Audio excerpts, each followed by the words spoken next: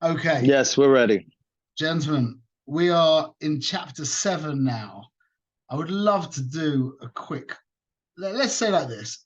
Chapter 1, we introduced the Nefesh Bahamis and we explained that our animating human soul is created and therefore needy and is driven by the fear of at some point not existing. Then we introduced in chapter 2 the Nefesh Elokis, who is not a particularly created being, and as such has zero fear of death, and really just wants to serve the creator because it is of the creator, mamash. Then after discussing like really what the soul is and where it's from, we discussed in chapter 3 the structure of the godly soul. And we explained that it has the 10 elements, which are split into 3 and 7, Chochmah, Bina, and Das, which makes up the Seichel, and then Chesed, Gvura, and Malchus, which makes up the Midas, and that in the Nefesh Elokis, the intellect is guiding the Midas, meaning like what we just said before, your emotions in a holy sense, your emotions are being I suppose dictated in a sense by your mind, your objective mind. Then in chapter 4, we discussed the concept of mitzvahs and behavior and how behavior relates to the activity of the soul relates to the actual structure of the soul. And then in chapter 5, we discussed learning Torah and the concept of an of how we relate to something intellectually, the concept of grasping, and how the yichud that the soul experiences through intellect is much more profound than any other yichud. And then in chapter 6, last week, or actually a few weeks, was it last week? A few weeks ago, we discussed the mechanics, really, the structure of the Nefesh HaBahamis, and how our lower side, how the best way of saying is how our human side functions. And now we're going to go deeper into understanding. There's a little bit of overlap from last class, but not too much. But we're going to understand now, B'ezrat Hashem, much more the concept of Klipa, specifically Klipa's Nogah. So Klipa, as we said, is anyone wants to hazard a definition of Klipa? Klipa is the synonymous to Sitra Achra, and it is result of the symptom, really, right? And it's our job to it's a symptom of Hashem, and it's our job to be mevarit in certain situations to One second. So you've explained what its essence is. That it's a symptom, how do you say, a chasar, constriction, so to speak. Yeah, a lack, so to speak, of Hashem. And as such, it conceals the Creator.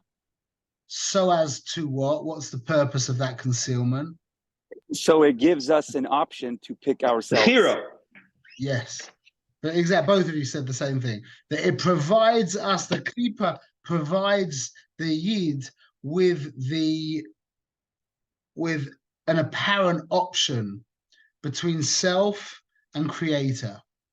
So as you said many times, we think that we're battling, eating correctly, being with our wives correctly, being pure in our computer experiences, and a myriad of different battles that we're waging. Yeah, there's just one battle. There is only one battle. The fight is between me and him. between truth and falsehood, between reality and illusion. That's it. In every thing that we do where we turn around and go, oh, I can't believe I did that again. It wasn't that you did something else, it's you did the same thing again. You got sucked into the illusion that you're an independent reality.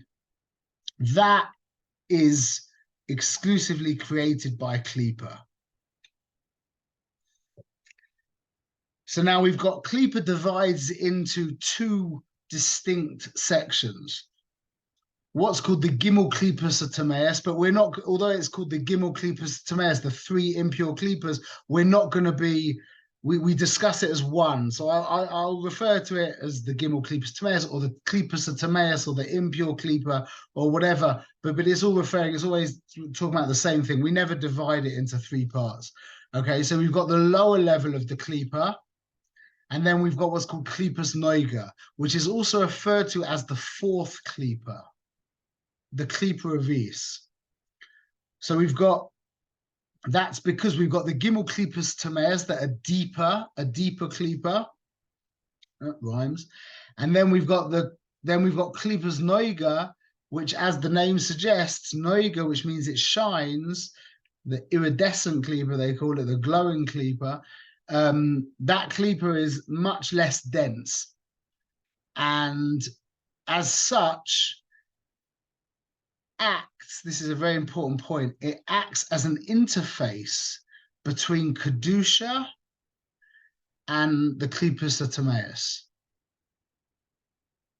You could look at it kind of like as a menorah. You have the three levels of Klipos on this side, then you've got the three levels of Kedusha on the other side, which is called Yisrael, Levi, and Kohen. And then in the middle, you have the part in the middle. So that could be called, that's just a graphical, I never saw that anyway, I'm just, that's my own graphic. The middle point is called Klipos Nogah. And as such, it's available.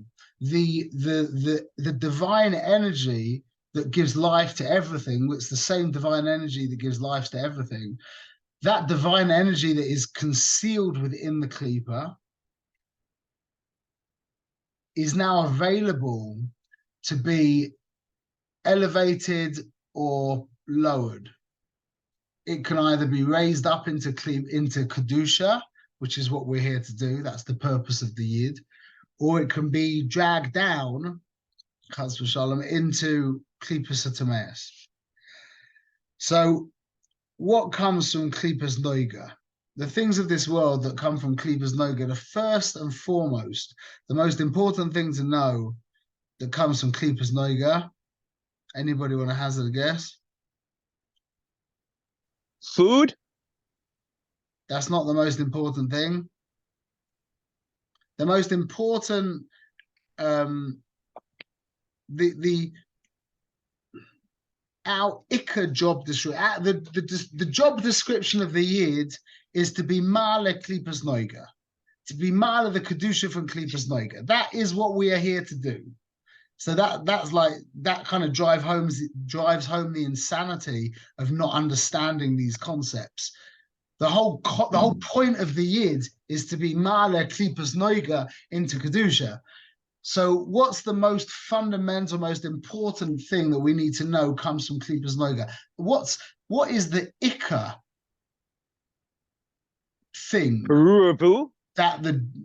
what is the Ikka thing that the Yid is trying to elevate from Klipos Nogah? There's loads Nefesh of Nefesh Bahamis. Yes, thank you. The Nefesh Bahamis of the Jew. So we learn that, we know that, you know, when we eat food and we use the energy to serve God, then we raise up the sparks. And when we listen to a nice piece of music and it opens up our mind and we serve God, we lift up the sparks. And when we drive our car to shul, and we daven properly, then we lift up the sparks of our car. But in every single act, in every single thing that we're doing, our Nefesh Bahamis is being lifted up. You with me? So sometimes we're lifting up the nitzotzis in the computer, and all the little guys from China who put their energy into building the computer go whoop, and then sometimes the food and the sunshine and the soil and the nutrients goes up. But always, yeah, the Nefesh Bahamis of the Yid is being drafted, either is going up or going down. That's absolutely fundamental to remember, that's our Ikka job description. And the elevation of the Nefesh Bahamis is by recognizing its uniqueness, by recognizing our own unique individuality, which means primarily the deepest individualization, I suppose, of the Nefesh Bahamis is our personality. And then we've got all the resources that are connected to it, and all our skills and talents, and all the things that are connected to it. All of that goes up. So this idea of offering our soul to God means being the ultimate individual that we can, but not for the sake of being an individual, for the sake of raising that very specific gift that God gave to us. And if we don't access its individuality, then we're doing a disservice, and we're not performing our job correctly. Everyone's with me? So that's the foundation. That's the fundamental. That's our main job here. Everything else is also very important, but in every act of elevation, whether we're elevating the food or the car or the computer or any other thing that we were elevating, always our Nefesh Bahamis is on the cards there, and is being either elevated or the opposite. So we've got the Nefesh Bahamis of the Yid. And by the way, that's the difference between the Nefesh. That's why the Yid has a Nefesh Bahamis from Klipos Nogah, because it can be raised up. He couldn't have a Nefesh Bahamis from Klipos Tameus, because the Klipos Tameus can't be raised up. Then we've got all the kosher animals, which includes the behemoths and the chayas and the oifus and the dagim. And then we've got all kosher plant life, vegetables that are not in any way forbidden. And then we've got all of the inanimate world, the entire inanimate world. Just as a side point, it's just interesting to recognize that there's many more animals that are not kosher than are kosher. Then there's many more plants that are kosher that aren't kosher. And then in the world of inanimate, it's all kosher by definition. It's all kosher. You can't have unkosher water. You can't have unkosher salt. There's no process of biru there. You can think about that yourselves. Okay, so now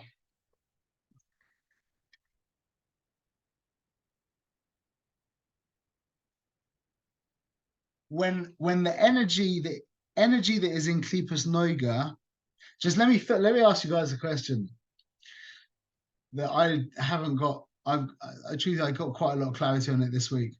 But when we talk about the Kli, everyone's familiar with the concept of there's the Kli and then there's the Or within the Kli. By the way, if anybody wants to show me their face, feel free to turn your video cameras on. It's nicer to see people as opposed to just names. Anyway. Especially when they wear cool hats like that. That we are saying that there's the Kli. Yeah, the basic idea is that there's the divine light, and it's covered within the Klipa. Yeah. But what about the actual? It's called the Avi of the Klipa. The actual the thickness, the Avi of the Klipa itself. Is there light in that?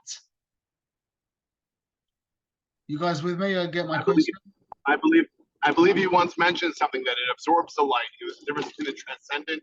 You explained the different types of klipas that it does absorb it, but it doesn't let it all the way through. So that's See, that doesn't let us understand about what I just asked, in that it could be that the klipa is just so thin that the light within is able to shine through. But there's a deeper question: is there actual light within the thickness of the kli, within the thickness of the klipa? And the answer is yes, there is.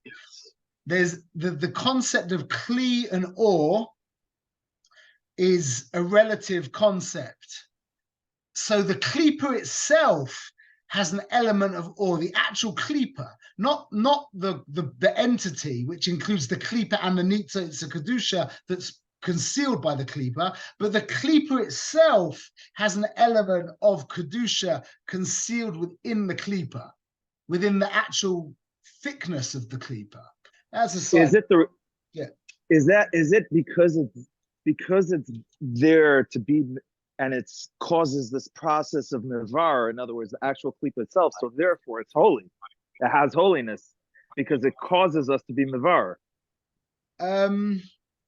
Yeah, I hear that. That's a little bit like kind of And Rabbi, yeah. How could there not be light? How could there not be or in everything? How could there not be kedusha in everything? How is this unique? That's the point. Exactly. It's not just like everything. Just like everything. And that's, by the way, the reason why manure has, just why we've finished Parshas Pinchas with the whole inyan of Pa'or, where Pa'or, the avodah, was defecation in front of the idol. The whole concept of defecation is the expulsion of the kli exclusively. You've taken the or, the energy, and then you let go of just the kli, and that's the most revolting stuff there is. But we see within the manure, there's energy that is able to revitalize the floor, the ground, the earth. So that's exclusively kli. Is there a difference between the inner surface of the kli itself, and then the outer surface of the kli? Yeah, there is. Yeah. I don't understand it, but there is. Well, that was gorgeous on the manure. I've never heard that on the Baal Peor. That was beautiful. Thank you. Well, what they did with the whole avodah of Baal Peor is they took the pleasure for themselves and then gave to their god the kli that the pleasure came to them in. It's the ultimate act of avodah zarah, because avodah zarah, like we've said over and over, is all about me. That's the ultimate symbol of avodah zarah, is defecating in front of your idol, because really you're saying, I am God. Therefore, I take that was the whole inyan of. Anyway, we can talk about that for okay. So there's three possible options with Klipos Nogah. Klipos Nogah comprises everything that is permissible. Okay, we could do one of three things with it. The energy can remain in Klipos Nogah. It can be raised up into kedusha, or it can be lowered down into Klipos Tameus. Now, this is really, it's really beautiful how it comes together when you think about it. What are we're going to be talking about food, yeah? It's primarily connected to food, but it's shaykh to lots of other things as well. But we're going to talk about food because the Rebbe talks about it with regards to food. What are the three reasons, and we're only allowed to use one word for each reason. What are the three reasons why you could be eating?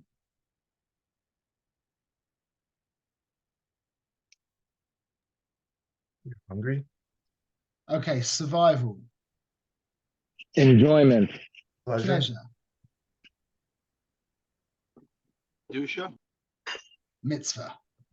We got it in 3 words. Amazing. This is so inspiring. Yeah. So there are 3 options. A person is either eating l'shem mitzvah, l'shem survival, or l'shem oineg, l'shem pleasure. This is really important to understand, yeah? And it's really simple. It's really simple. If a person is eating for survival, keep this in mind. Would it be worth do you validate your own existence? Was it worth you being born just to be you? I think we wouldn't be born if it wasn't worth it. The Mishnah says, Al korcha ata noilad, against your will you're born. You don't warrant being born. I'll explain myself, I'll explain. You as an end unto yourself doesn't make any sense that you should be born. If you're the ultimate thing in your life, then your birth doesn't make sense, because that is nothing was gained. There was no elevation took place. I explain. The Rav Noach Weinberg said really well. He said, if you haven't got something to die for, then you've got no reason to live. Because you don't, just to be born, to continue to exist, doesn't make any sense. That just doesn't make any sense. That's illogical. So you don't warrant your own birth. What warrants your birth is that you're going to serve your creator. That does warrant your birth. But for you to be, it's like imagine a guy designs a machine. He says, here, look at this robot, yeah? And you look at it, it's like, wow. And you see it's just like this solar battery that powers itself. It just, all it does is just power itself.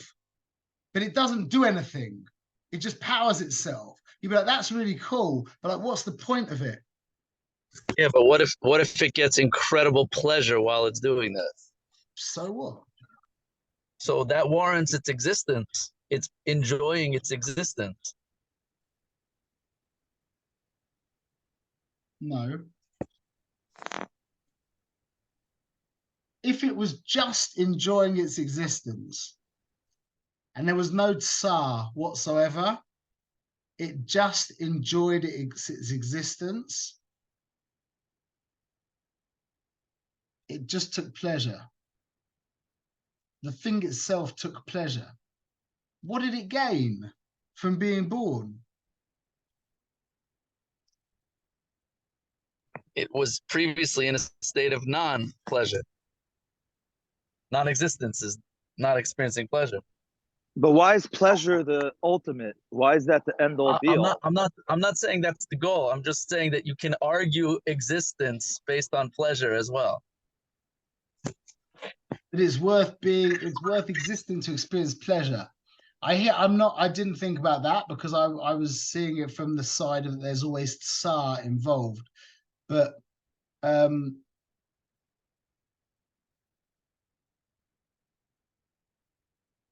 still even if you were designed to experience pleasure, like endless pleasure, there's still no benefit to the creation. There's still no benefit of that thing being created. It's the same thing as that machine that just powers itself. Why is it a different? Why is there any difference? But I don't understand. The benefit of the creation is to serve Hashem. So that is the benefit of the creation. That's the purpose of the creation, exactly. As in So there is, your existence, your own independent existence, does not qualify itself to exist, but to serve your creator, that is a purpose. That means that you have a reason, like what Rev Weinberg said, is now you have a reason to die, which means your life fits in context of something greater. Now there's a reason to being. So the point is like this, that when a person eats for the sake of survival, just to continue his existence, the energy in the food stays in Klipos Nogah. It's Klipa. It's still concealed. You with me? I don't know if anyone's. Yes. I'm just Yes. looking at a picture myself. No. I'm with you. So when we eat, so when we eat to survive, the energy in the food remains at that level of Klipos Nogah. It didn't ascend from a klipa, it's still concealing God, but not ultimately. Because when we eat to survive, that isn't an end unto itself. The eating doesn't become an end unto itself. We're eating to survive. So I could be gaining that energy so that I could serve my creator later on, or I could be earning that, I could be gaining that energy so I could serve somebody else later on. So I'm not by definition the end. Eating for pleasure, on the other hand, or before we say eating for pleasure, eating for a divine purpose. So now there's two elements to the food. There's the energy and then there's the pleasure. The energy is much easier to elevate. The pleasure is much more difficult to elevate. And if it wasn't for certain mitzvahs, I don't know if we'd be able to elevate the pleasure. But for example, when we eat for the energy so that we can perform mitzvahs, then the energy in the food gets released and goes up to Kedusha. But not necessarily the pleasure. If we're eating for the desire, we're eating for divine, we're eating so we've got energy to serve God, we're really enjoying the food, then the energy is going up, but the pleasure itself is not going up. When we're eating for the energy, but there's also an element of eating for the pleasure, meaning we're eating, for example, the Tanya brings Rava when he was eating to open up his mind, to give him expanded consciousness, or we're eating for covered Yom Tov, covered Shabbos, then the pleasure in the food is also going up. So this is kind of a side point, but there's two elevations possible with food.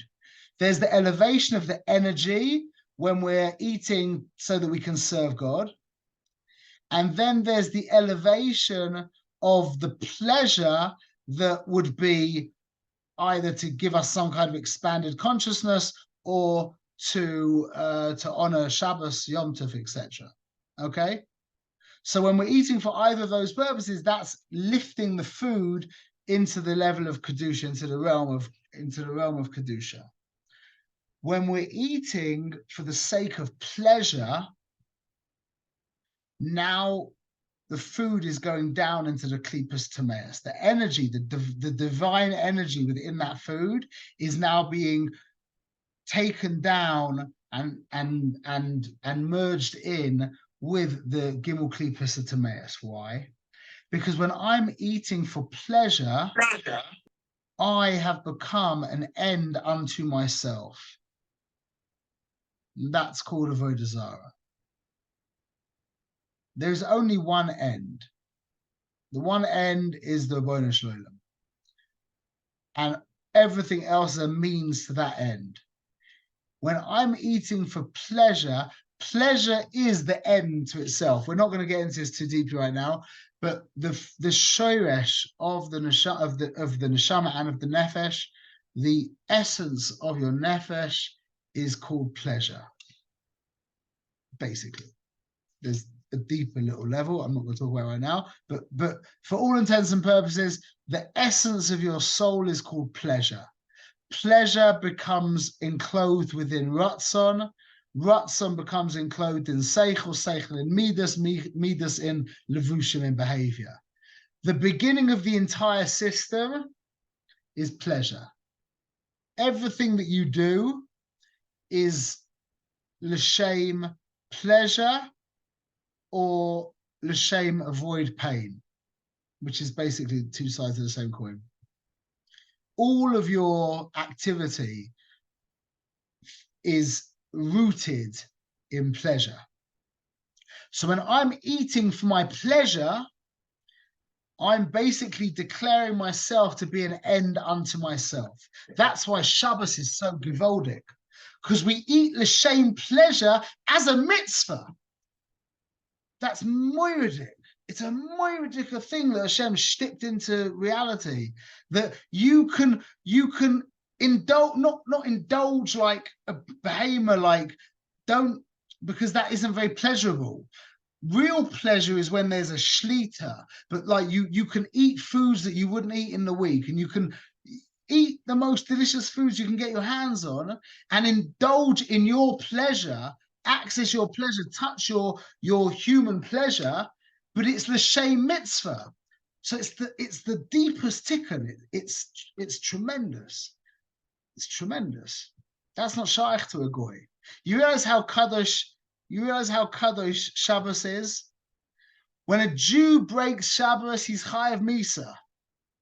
When a goy keeps Shabbos, he's chayav misa. Shabbos is worth so much more than life. So much more than life on both sides. Okay, so now that's the difference between pleasure-seeking behavior and survival-seeking behavior. Pleasure-seeking behavior is an end unto itself, and therefore it goes down into the Klipos of Tameas, which ultimately conceals God. Survival-dika behavior is basically parov. Why do you want to keep living? I want to keep living. It's not that you're particularly an end unto yourself. I mean, there is that level of that as well, but it's a kind of automated, it's just the default program of reality. The default program of life is you want to live because you live, so you want to keep living. But pleasure is when we start moving into a level of avodah zarah, when our own pleasure becomes, you could really say it like this. You could divine, I've said this many times, but it's worth hearing again. The definition of a Rasha is a man who would inconvenience you for his own pleasure.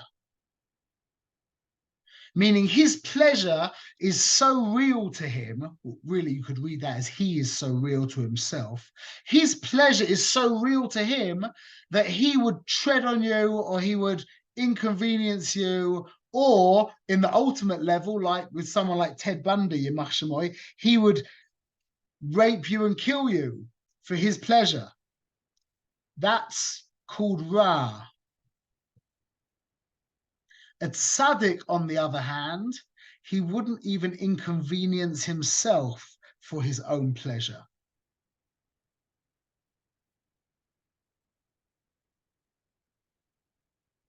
Like I would hazard to say that a real tzaddik would not bother putting his food in the microwave for 2 minutes if he didn't have something to do in that 2 minutes. It wouldn't be part of the equation. I don't know. I'm not a real tzaddik, but I would imagine from what I've learned that a tzaddik, he probably wouldn't go to the fridge to grab the teriyaki or the ketchup. It's just not important. It's just not part, unless he felt that his nefesh bahamis needed that something, or he's going to expel. But as an end unto itself, it wouldn't be part of the equation. So can I ask you a question? Could you imagine that in the world that we come from, especially in LA? Could you imagine saying that to people? Like I've always joked with the people, like I know the chevra that I know in Chicago, they've all built these big houses, yeah, and I know that it's gotten down to like just the minutiae of like, well, what handles would you like? I mean, this is a big thing. What handles would you like for your kitchen cabinets? Yeah, that's one of the big questions. But like, you know, which one do you like more? And it's just this like endless absorption in my own sense of self and pleasure. That's the pleasure of designing the new house, or designing the new boat, or designing the designer vacation. The absorption in my own pleasure. What do I like? What would be better? What will I get? You understand? We're going to talk a minute about what that actually does to a person. And we're going to come away from this just wanting to run away from ever having to talk about my own pleasure ever again. Okay, Rabbi, so how should we be eating? I mean, 90 seconds in the microwave, no teriyaki? Wow. No. I said a tzaddik. Right. Until our pleasure is important to us. I want to be a tzaddik. Okay, so start working on it. Don't go and get the ketchup. I just want to be a Beinoni, but I'm not sure exactly. So when there's food in front, what should our intentions be in front of us? How should we be thinking? The intention in the week should be to be mamayit pleasure. For survival. Yeah, but don't get it wrong. Remember, your wife's emotional state is more important than everything else in your world. So if you're gonna start like not taking ketchup and eating cold food and whatever, yeah, and then your wife's gonna get the brunt of it because you're all angry and resentful, then you made a bad cheshbon. You can always gauge your avoider by your wife's emotional well-being.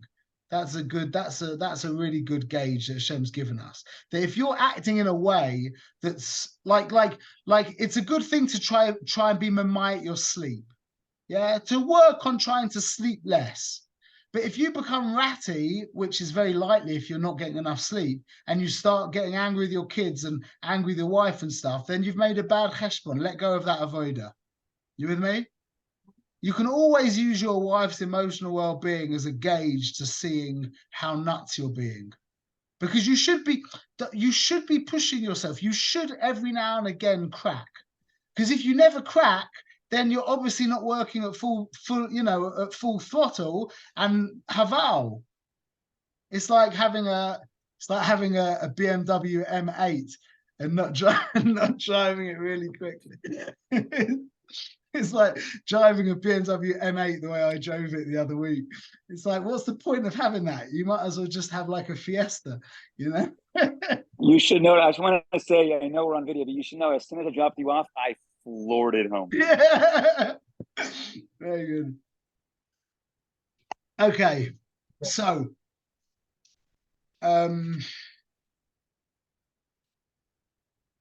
the reason why now how do we fix when we've when we've eaten l'shem survival? We were just eating without any conscious thought, and we were just eating l'shem survival. How do we rectify that damage? It's not particularly bad what we did at all. So because it's not a big deal to rectify that damage. Basically, we just need to pull ourselves together and start serving God. That energy is not being contained anywhere particularly strongly. So now we can just start serving God. That's called tshuva nechoina. A fitting tshuva just means you're like, I should probably take out a safe right now. I'm not really doing anything, so I should probably learn something. That's called tshuva nechoina. You just realign yourself with godly behavior, not like, I'm shamnu begadnu, and you're all like down on yourself and I'm such a Russia. That tshuva means basic tshuva means pull yourself together and start doing mitzvahs. That's basic tshuva.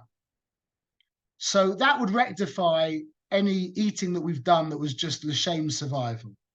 L'shem, it also needs what's called chibut akeva, which is sorry, no, I'm wrong. Sorry, that was wrong.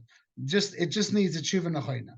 When we when we eat l'shem taiva, when we eat for the pleasure of it, now the energy doesn't remain in Klipos Nogah. It is actually lowered down into the Klipos Atameus.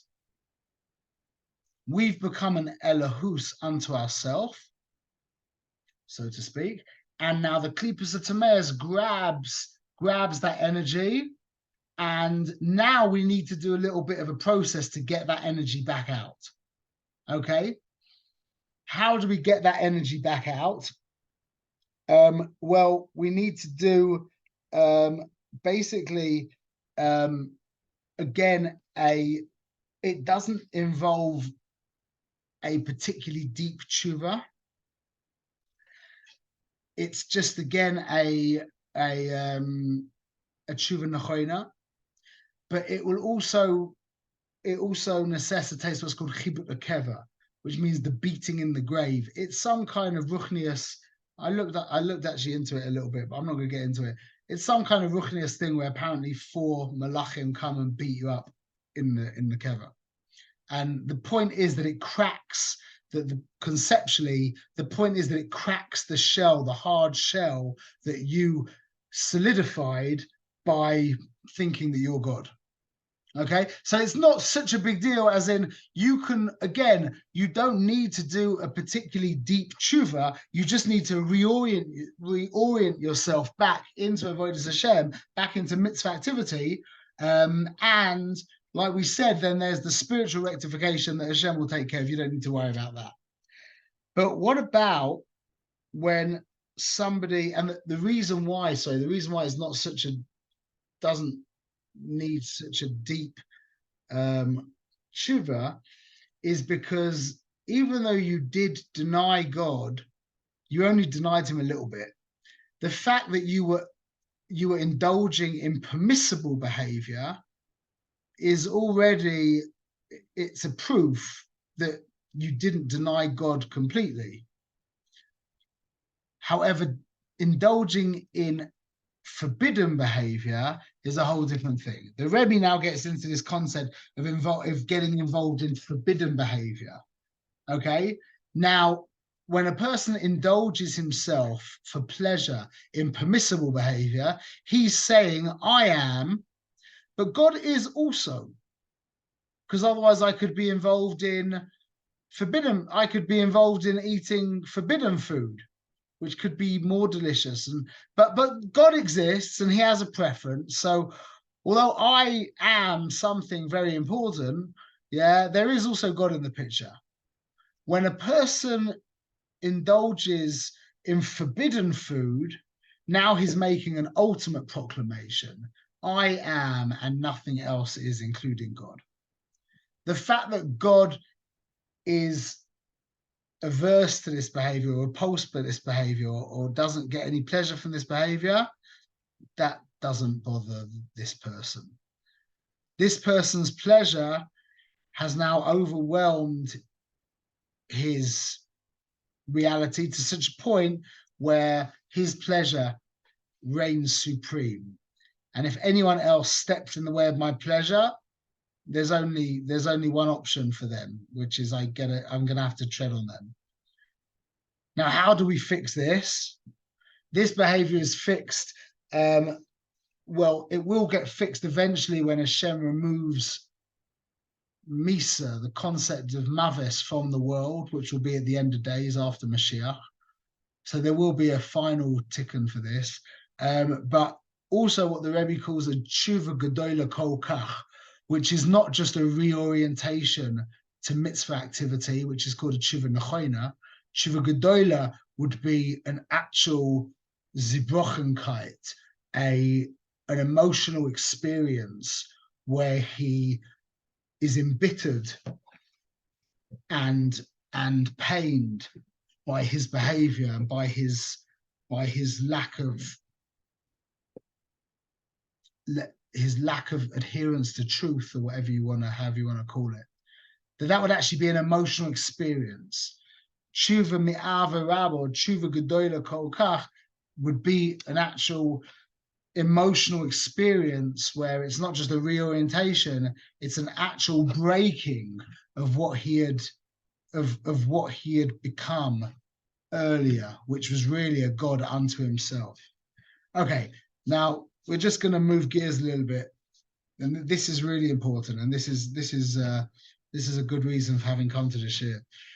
The Rebbe talks about the concept of when we turn, it says Zadoinus Naase Loikas Zachuyos, to turn willful transgressions into schusim.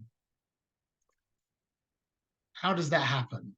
So the way the Rebbe says it is very poetic. It's really very beautiful. I'll try and explain it like this. That if a person has some kind of heart palpitations because he was eating too much greasy pizza, and then he decides after eating one particularly large greasy pizza that that's it, the end of this trafe fat lifestyle, yeah, then conceptually we're saying that the pizza is what made him become healthy. Very simple. So listen to this. This is truly special. As we said earlier, what is Klipos and Sitra Achra? Klipos and Sitra Achra is just like darkness is a lack of light. Klipos and Sitra Achra is a lack of God. You could transpose the word God for reality. Those are two, they're synonymous. Those words are the same. They mean the same thing. So really, Klipos and Sitra Achra is a chesaron in reality. Now, when a person sins, really what he's saying is, I exist to the exclusion of everything else, including God. Everyone's with me? Every single sin is a proclamation of I am to the exclusion of everything else, including, in this case, God. That means he's connecting, like we said, like Yitzi said earlier, Sitra Achra is giving you the opportunity, so to speak, or it's giving you the apparent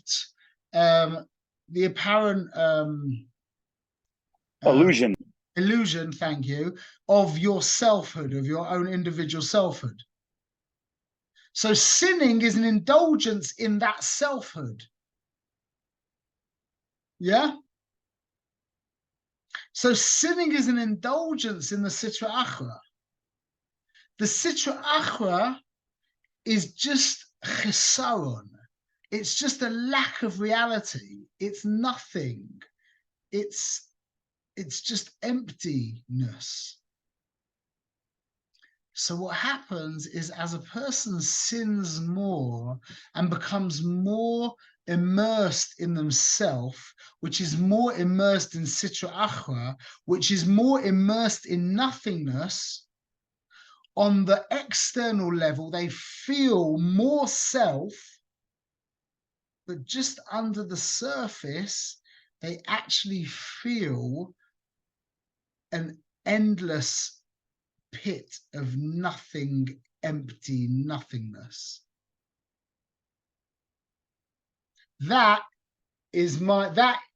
answers to me why Will Smith posts stuff on YouTube. The truth is I haven't looked at his channel for years now. Because he's the Fresh Prince of Bel-Air? Yeah. He's like getting millions of views on YouTube or whatever, yeah? But he needs more.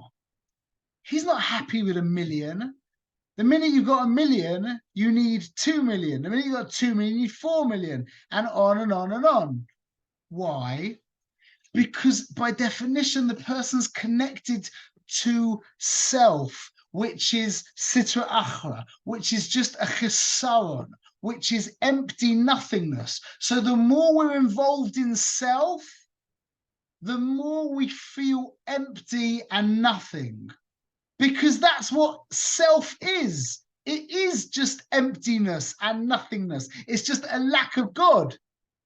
So the more we indulge ourselves in ourself, on an external level, we feel more self, but that's just a very thin veneer over an empty, dark, bottomless pit of nothingness. That's why the depression in America is just so intense. And why was it called Zantac? What's the drugs that everyone takes? Opesic. What's it called? Ompezic? What's it called? Xanax.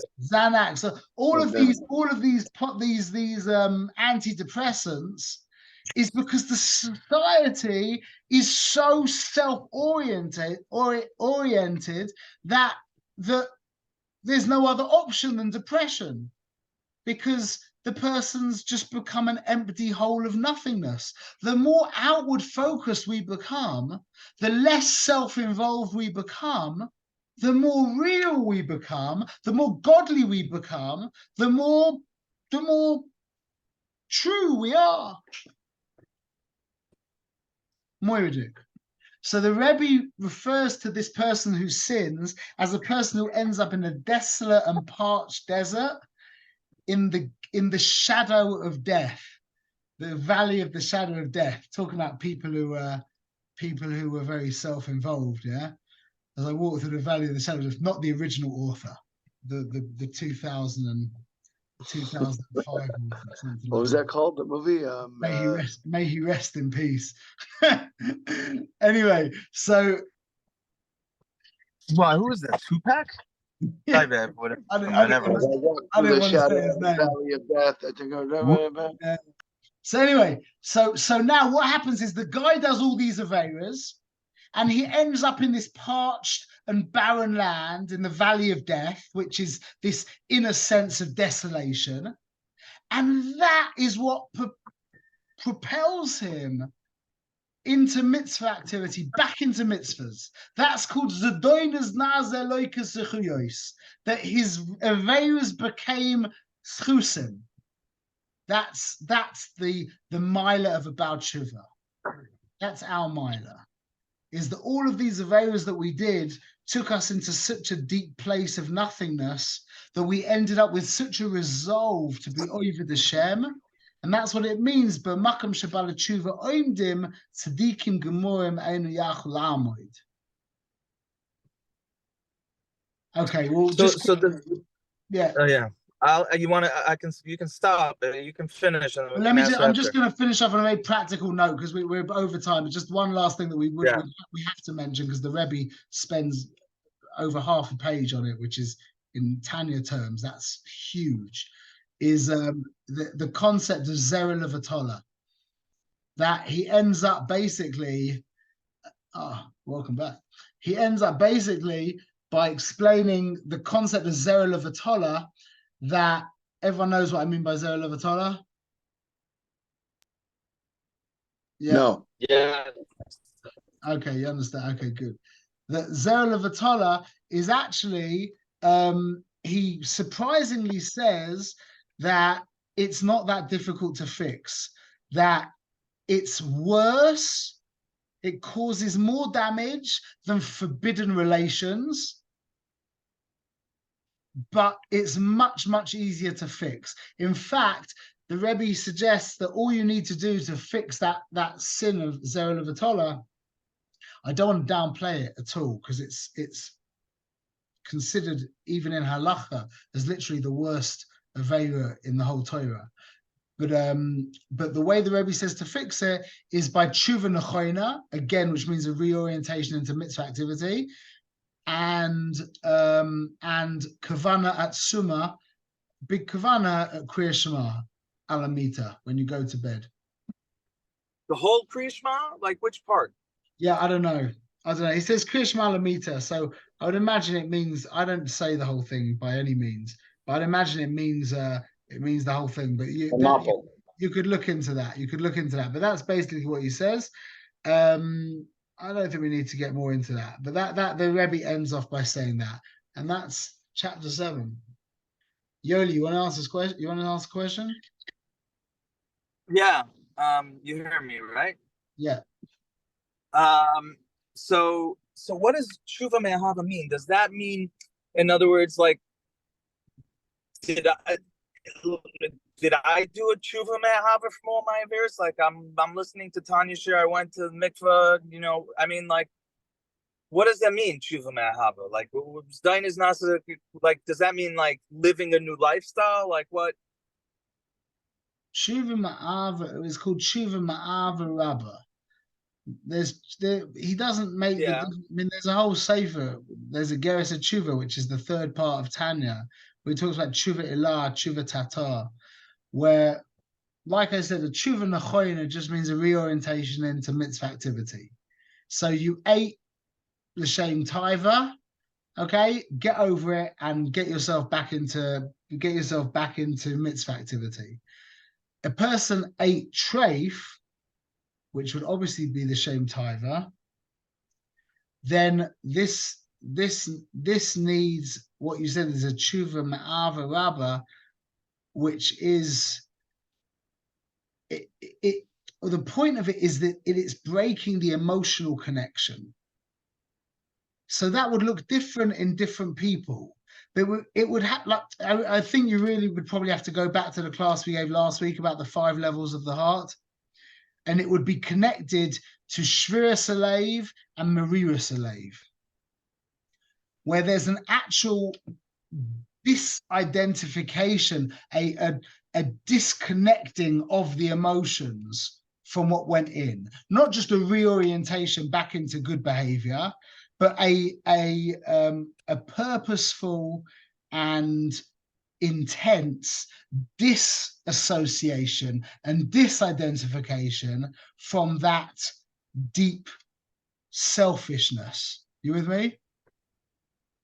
Yeah. And that would probably hurt. Yeah. That would probably be quite uncomfortable. That would probably be quite uncomfortable. I think we could probably call it a slave.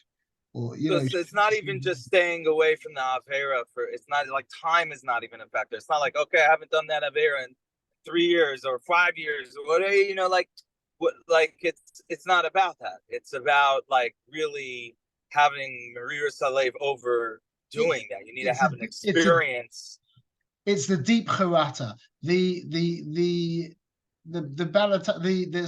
Rambam explains that charata, there's 2 things necessary for Jews: charata and vidui and kabbalah la'asid.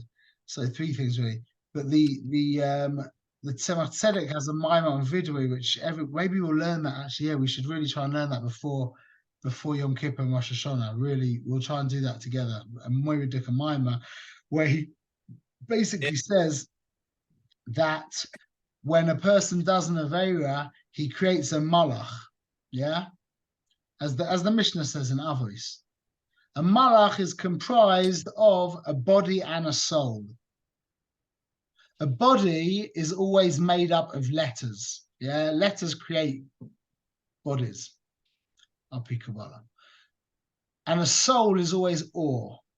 So we've spoken about that. There's the kli and the or, and that's the body and the soul, and that's the letter and the meaning.